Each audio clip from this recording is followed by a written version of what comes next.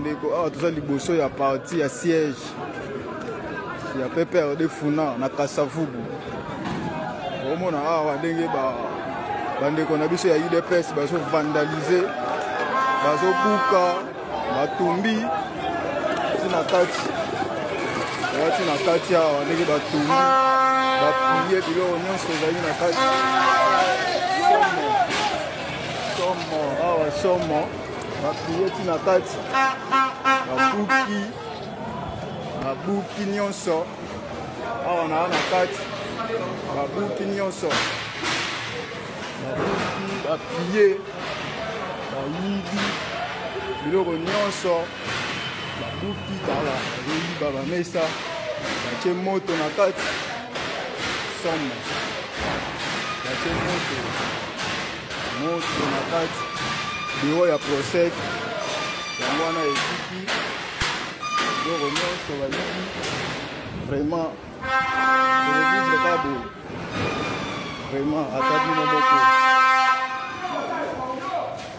azoplie. Bandeko awa toza liboso ya parti ya siège ya pepere de funa na Kasavubu.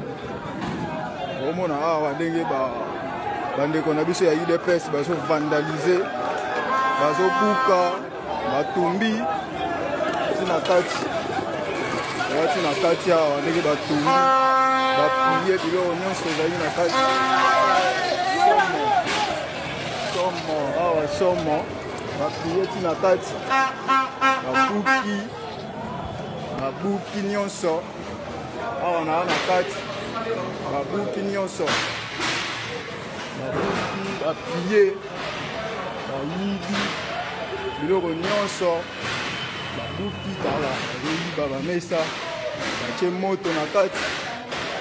Somo batie moto na kati biro ya procès yango wana ekiki biloko nyonso bayibi. Vraiment revivre kabo vraiment atabino moko azoplie.